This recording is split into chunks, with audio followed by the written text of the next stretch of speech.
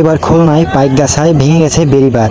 প্রায় 30 মিটার বেড়িবাঁধ ভেঙে গেছে। স্থানীয় মানুষদের কাছে যে জানা যায় যে স্বাভাবিকের থেকেও পানি 2-3 মিটার বেশি হওয়ার কারণে পাইকগাছার বেড়িবাঁধটি ভেঙে গেছে। প্রায় 5টি গ্রাম প্লাবিত হয়েছে বন্যায়। তো এই বন্যার প্লাবিত হওয়ার কারণে অনেক চিংড়ি মাছের ঘের সেগুলো তলিয়ে গেছে। বহুত মানুষ ক্ষতিগ্রস্ত হয়ে গেছে। খুলনার বন্যার পরিস্থিতি জানতে অবশ্যই আমার চ্যানেলটিকে সাবস্ক্রাইব করে রাখবেন। স্থানীয় অনেক লোক চেষ্টা করছে বাঁধটি আরও শক্তভাবে মেরামত করার জন্য, কিন্তু শেষ রক্ষার হয় নাই। অনেক চেষ্টা করছে, অনেক লোকজন নিয়ে সেখানে মাটি কেটে দেওয়ার জন্য চেষ্টা করেছে। সকল শ্রেণীর লোক ওখানে কাজ করেছে, কিন্তু শেষ রক্ষার হয় নাই। পানির অতিরিক্ত চাপে বেড়িবাঁধটি ভেঙে যায় এবং বেড়িবাঁধটি ভাঙার কারণেই সেখানকার 5টি গ্রাম প্লাবিত হয়ে যায়। বর্তমানে বাংলাদেশের বন্যা ভয়াবহ একটি দুর্যোগ নিয়ে আসছে। এই ভয়াবহ সময় বাংলাদেশের সকল মানুষ আমরা একসাথে কাজ করতে হবে। সকল মানুষের দাঁড়াতে হবে, টাকা দিয়ে, অর্থ দিয়ে, শ্রম দিয়ে।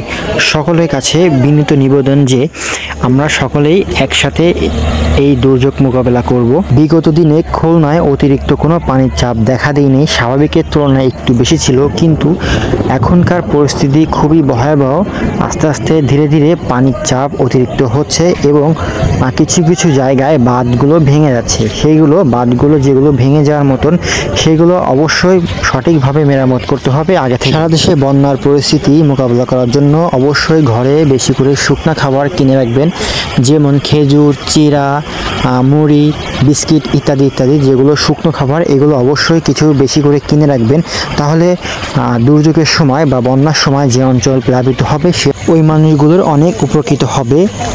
অবশ্যই যেখানে বন্যা প্লাবিত হওয়ার সম্ভাবনা আছে সেখানে আগে থেকেই প্রস্তুতি নিয়ে থাকতে হবে। যে অঞ্চল বন্যায় প্লাবিত হওয়ার আশঙ্কা আছে সে অঞ্চলে মানুষের ঘরবাড়ির থেকে ইম্পর্টেন্ট কাগজ, যেমন দলিল, ঘরের দলিল বা অন্য কাগজপাতি বা টাকা পয়সা, স্বর্ণ, অলংকার, এগুলো একটা নির্দিষ্ট জায়গায় বা যেখানে বন্যা প্লাবিত হওয়ার মতো নেই এইখানে নির্দিষ্ট জায়গায় বা আত্মীয় স্বজনের বাড়ি রেখে আসতে হবে, যেটা পরবর্তীতে কাজে লাগবে।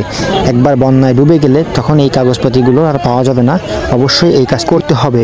যে সকল অঞ্চলের মানুষগুলো বন্যায় প্লাবিত হয়েছে, অন্য জেলার মানুষগুলো যে সকল অঞ্চল বন্যায় প্লাবিত এখনো হয় নাই, সে সকল মানুষগুলো একটু হেল্পের হাতটা বাড়িয়ে দিতে হবে, যাতে একটু মানুষগুলো যাতে সেফলি রাখা যায়, সেফ থাকে। এগুলো করতে হবে।